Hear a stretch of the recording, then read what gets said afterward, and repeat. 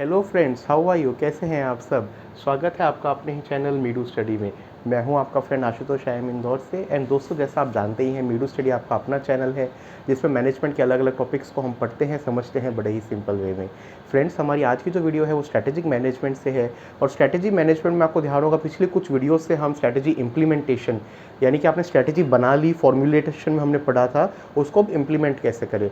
और उसमें भी पहले हमने पढ़ा था ऑर्गेनाइजिंग एंड स्ट्रक्चर के बारे में, उसके बारे में 3-4 वीडियोस थी। और पिछली वीडियो में हमने स्टार्ट किया तो उसका सेकंड पार्ट जो कि है स्टाफिंग एंड डायरेक्टिंग। अगर आपने स्टाफिंग एंड डायरेक्टिंग की फर्स्ट वीडियो ना देखी हो तो प्लेलिस्ट में जाके वीडियो नंबर 26 देख लें, ताकि आपको इस टॉपिक की कंटिन्यूटी का पता लगेगा। चलिए आज का टॉपिक स्टार्ट करते हैं, मैनेजिंग कॉर्पोरेट कल्चर। अब देखिए, जब भी कोई इस तरीके का स्ट्रैटेजी आपको इम्प्लीमेंट करना होता है तो कंपनी के कल्चर उसमें बहुत डिफरेंसेस लेके आता है। कंपनी का कल्चर किस तरीके का है? अगर कंपनी का कल्चर स्ट्रॉन्ग है तो रेजिस्टेंट टू चेंज होगा। मतलब जैसे इसको उस तरीके से भी मान सकते हैं ना, हमारा जैसे जो फैमिली कल्चर होता है, सोसाइटी कल्चर होता है, अगर वो बहुत स्ट्रॉन्ग है, जिसको कहते हैं कि पुरानी चीज़ों को सब मान के चलते हैं, रूढ़िवादी विचार है, तो उस चीज़ में कोई भी चेंज लेके आना बड़ा मुश्किल होता है। लेकिन अगर ऑप्टिमल कल्चर है तो वो मिशन स्ट्रेटजी को सपोर्ट करता है और चेंज को उतना स्ट्रांगली रेजिस्ट नहीं करता।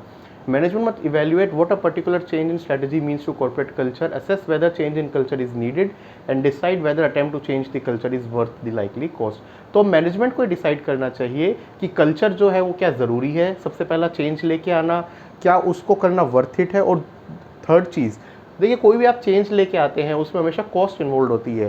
तो जो कॉस्ट इन्वॉल्व है, क्या वो वर्थ इट होगी? मतलब जो आप चेंजेस लेके आएंगे उससे जो बेनिफिट मिलेगा, ये बेसिकली कॉस्ट बेनिफिट एनालिसिस होता है कि जितना आप कॉस्ट कर रहे हैं, अगर उससे ज़्यादा बेनिफिट्स मिल रहे हो, लॉन्ग टर्म बेनिफिट्स मिल रहे हो, तब तो फ़ायदा है। अगर आप बहुत ज़्यादा कॉस्ट इंकर करके बेनिफिट्स बहुत मिनिमम आ रहे हैं तो उसका कोई बेनिफिट नहीं होता। तो इस तरीके से उसको इवेल्युएट किया जाता है। एसेसिंग स्ट्रैटेजी कल्चर कंपैटिबिलिटी, मतलब कि जो आपकी स्ट्रैटेजी है, जो आप लेके आ रहे हैं, नई स्ट्रैटेजी इंप्लीमेंट कर रहे हो, कल्चर से कंपैटिबल है या नहीं। अब उसके लिए कुछ क्वेश्चंस पूछते हैं। Is the propose strategy compatible with companies current culture, मतलब कंपनी में जो करंट कल्चर है, एग्जिस्टिंग कल्चर है, उससे वो कंपैटिबल है या नहीं। Can the culture be easily modified to make it more compatible, अब हो सकता है कि वो शुरुआत में कंपैटिबल ना हो, लेकिन क्या कुछ चेंजेस करके उसको कंपैटिबल बनाया जा सकता है, मतलब easily modified. Is management willing and able to make changes. अब थर्ड होता है कि मैनेजमेंट विलिंग। कई बार होता है कि मॉडिफिकेशन हो सकती है, लेकिन जो टॉप मैनेजमेंट है वो अलाइन नहीं है। तो कोई भी हमेशा स्ट्रैटेजी लेवल, अगर आपको डिसीजन लेना है, स्ट्रैटेजी लेवल चेंज लेके आने हैं, तो हमेशा टॉप मैनेजमेंट की अलाइनमेंट बहुत ज़रूरी होती है। Is management still committed to implementing this strategy, अगर सारे एनालिसिस के बाद मैनेजमेंट कमिटेड है तभी आप उसकी तरफ जाइए। सबसे पहले हमने स्टार्ट किया वही, is the propose strategy compatible with the culture. अगर येस है तो सीधा सीधा हम चेंज कर सकते हैं। अब इसमें दो केस हो सकते हैं, ये ना आपका येस नो डायग्राम है, येस होगा तो आप चेंज कर दीजिए, अगर नहीं है तो सेकंड क्वेश्चन पूछिए कि क्या मॉडिफाई करके कंपैटिबल बनाया जा सकता है।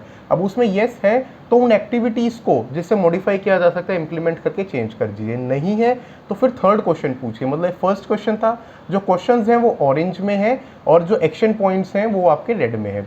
अगर नहीं है तो क्या मैनेजमेंट विलिंग है चेंजेस लेने के लिए, अगर येस तो चेंजेस को करिए और इम्प्लीमेंट करिए। अगर मैनेजमेंट मतलब ईजिली उसको नहीं कर सकते तो क्या मैनेजमेंट कमिटेड है, अगर येस तो फिर पार्टनरिंग ढूंढिए और उसको करिए, और नहीं है तो दूसरी strategy.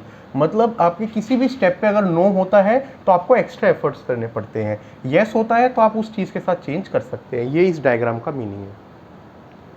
Managing cultural change through communication, अब मैनेजमेंट को आपने इन्वॉल्व कर लिया, सब हो गया, कल्चर को चेंज करना है, लेकिन कम्युनिकेशन बहुत ज़रूरी है। जब भी आप कोई स्ट्रैटेजी में या कंपनी की चीज़ों में चेंज लेके आते हैं, विदाउट प्रॉपर कम्युनिकेशन नहीं करना होता। Companies in which major cultural change have successfully taken place had following things in common. CEO and top strategic managers had a strategic vision. जब तक वही बात है, आपका टॉप मैनेजमेंट इस चीज़ में अलाइन नहीं है, आप स्ट्रेटेजी को इम्प्लीमेंट नहीं कर सकते। Vision was translated into key elements necessary to accomplish that vision. उस विजन के रिक्वायर्ड जो की एलिमेंट्स से की चेंजेस हैं, मैनेजमेंट उसको करना चाहती है और उसको आप इम्प्लीमेंट कर सकते हैं। Methods of managing culture of acquired firm, अब आपने एक फर्म को एक्वायर किया है, मतलब आपकी कंपनी ने जाके किसी दूसरी फर्म को एक्वायर किया। अब किस किस तरीके से चेंज को मैनेज किया जा सकता है? सबसे पहला होता है integration, equal merger of both culture into new corporate culture. मतलब देखिए, दो कंपनीज थी, एक का कल्चर ये था, दूसरे का कल्चर ये था, आप उसको इंटीग्रेट कर देते हैं, मतलब जो न्यू कॉर्पोरेट कल्चर है उसमें दोनों कल्चर्स का पार्ट है, करेक्ट। मतलब जैसे कह सकते हैं अलग अलग कल्चर या अलग अलग जगह रहने वाले दो लोगों की शादी होती है, दोनों के कल्चर के मिक्स के साथ वो आगे फैमिली को रन करते हैं। ये क्या एग्जाम्पल है? ये एग्जाम्पल है इंटीग्रेशन का। सेकंड आता है assimilation, acquiring firm's culture kept intact but subservient to that of acquiring firm's corporate culture.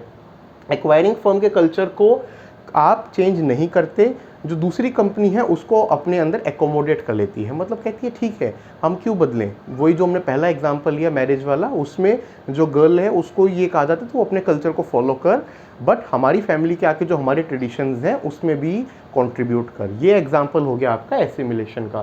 Third आता है separation, conflicting culturals kept intact but kept separate in different units. इसमें मतलब ये होता है, देखिए कई बार ये होता है कि दो इस तरीके के कल्चर हो गए कि आप उनको इंटीग्रेट कर ही नहीं सकते, इकट्ठा कर ही नहीं सकते, बिल्कुल मतलब नॉर्थ साउथ वाली सिचुएशन है। तो उस केस में दोनों को फॉलो करिए अलग अलग जगह। मतलब हम ये बात कर लेंगे कि हमारे दो यूनिट्स हैं, मान लीजिए एक यूनिट इस कल्चर के अकॉर्डिंग चलेगी, दूसरी इसके कल्चर के अकॉर्डिंग चलेगी, उसको कहते हैं सेपरेशन। चौथा होता है deculturation, force replacement of conflicting acquired firm's culture with that of acquiring firm. मतलब आप ये कहते हैं कि हमने एक्वायर किया है ना, तुझे अपना कल्चर चेंज करना पड़ेगा। जो एक्वायरिंग फर्म है उसको बोला जाता है कि आप अपने कल्चर को चेंज करो, और हमारा जो एक्वायर्ड फर्म है जो एक्वायर कर रही है इसको कहते हैं डीकल्चरेशन। मतलब जो मैरिज वाला एग्जांपल था उसमें बॉय की फैमिली ये कहती है कि भाई अब शादी करके आप इधर आ गए, अपने कल्चर को चेंज करना पड़ेगा। अब इससे मतलब नहीं है पहले क्या फॉलो करते थे, आप हमारी फैमिली के हिसाब से फॉलो करो। तो ये चार टर्म्स होती हैं। इंटीग्रेशन, दोनों को इक्वल वैल्यू दे रहे हैं। एसिमिलेशन, सेकंड वाले का इंटैक्ट रखते हुए अपने वाले में उसको इनकॉर्पोरेट कर रहे हैं। सेपरेशन, दोनों को अलग अलग जगह फॉलो कर रहे हैं। और डीकल्चरेशन, दूसरे वाले को बोला जा रहा है कि अपने कल्चर को छोड़ के हमारे कल्चर में रंग जम जाओ, उसको कहते हैं आपका डीकल्चरेशन।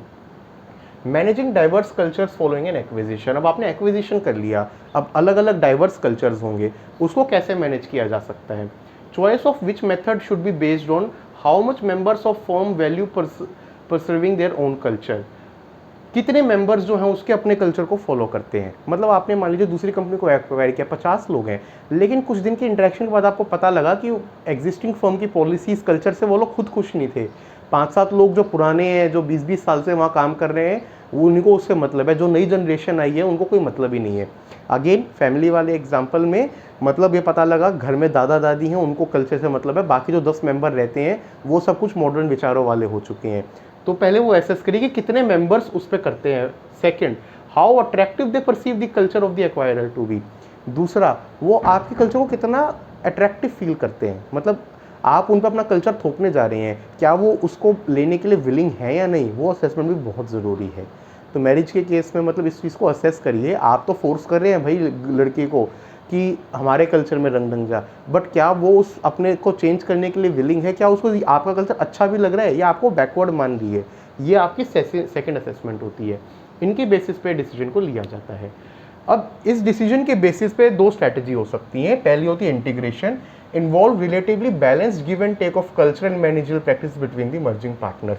मतलब एक balance give and take approach चलता है। कहा जाता है भाई कुछ आप हमारा मन वो करो, कुछ को, उसी को इंटीग्रेट कहने का हमेशा ये मतलब होता है। देखिए कोई भी कल्चर हो, हर में पॉजिटिव चीज़ें भी होती हैं, नेगेटिव चीज़ें भी होती हैं। तो इंटीग्रेशन में यूजुअली कहा जाता है कि जो हमारे में अच्छा है वो आप अपना लो, जो आपके में अच्छा होगा उसको हम अपना लेंगे, उसको कहते हैं integration. No strong imposition of change on either, strongly impose नहीं किया जाता। मतलब ये कहा जाता है यार अच्छा है आप हमारी चीज़ को फॉलो करो, लेकिन जोर ज़बरदस्ती वाली बात नहीं है कि नहीं करोगे तो वो वाली चीज़ इसमें नहीं होती। वो स्ट्रैटेजी होती है इंटीग्रेशन स्ट्रैटेजी। सेकंड होती है assimilation, involve domination of one organization. मतलब हमने एक्वायर किया, फॉलो करना पड़ेगा। एयर इंडिया विस्तारा का मर्जर हो रहा है, तो जो बड़ी पेरेंट ग्रुप होगा वो ये कहेगा भाई अब भूल जाओ आप, अब जो पुरानी स्ट्रैटेजी है, जो हमारी ग्रुप की स्ट्रैटेजी है उसको फॉलो करो, नहीं कर सकते तो बाहर जा सकते हो, दूसरी जॉब ढूंढ सकते हो। वो होता है फोर्स करके मनाना, उसको कहते हैं एसिमिलेशन। मतलब दूसरी ऑर्गेनाइजेशन पे अपने कल्चर को थोपना, और अगर आप उससे ओके नहीं हो तो आप पार्ट वेस्ट कर सकते हो। ये दोनों स्ट्रैटेजीज होती है, इंटीग्रेशन और एसिमिलेशन। थर्ड आता है separation, characterize by separation of two companies culture, जो हमने बात करी कि अपना अलग अलग वर्टिकल्स में ऑपरेट कर रहे हैं। ठीक है, मार्केट से दी, इस मार्केट में आप अपनी चला लो, इसमें अपनी चला लो, जहाँ पे ज़्यादा वर्कफोर्स उस तरीके का हो। और deculturation, disintegration of one company culture resulting from unwanted and extreme pressure from other to impose the culture. मतलब डिसाइड कर लिया यही कल्चर फॉलो होगा, यही प्रैक्टिस फॉलो होगी। एग्जाम्पल लेते हैं कंपनी ए और बी।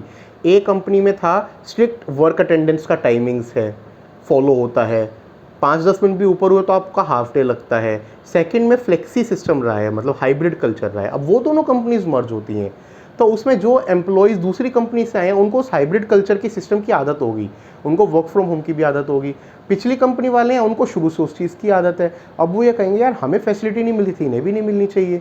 तो फोर्थ वाला के जो डीकल्चरेशन है उसमें आप दूसरे वाली हाइब्रिड वालों को कह रहे हो भाई अब आप यहाँ पे आ गए, अब अगर नौकरी करनी है, अटेंडेंस लगवानी है तो थम लगाओ 5 मिनट पे भी, वो अब भूल जाओ उस चीज़ को हाइब्रिड वाले को। वो कहलाता है डीकल्चरेशन, जो कि अपना फोर्थ एग्जाम्पल है। तो दोस्तों ये थी अलग अलग स्ट्रैटेजीज जो हम स्टाफिंग एंड डायरेक्टिंग के केस में कर सकते हैं, और कॉर्पोरेट कल्चर को कैसे मैनेज कर सकते हैं वो हमने समझा। इसी टॉपिक को आगे कंटिन्यू करेंगे अगली वीडियो में। कोई भी कंफ्यूजन हो दोस्तों कमेंट सेक्शन में लिखिए, या फिर हमारी मेल आईडी जो कि है meedu.study@gmail.com पे बताइए। कंटेंट अच्छा लग रहा है तो लाइक कीजिए, शेयर कीजिए, सब्सक्राइब कीजिए। Thank you, take care.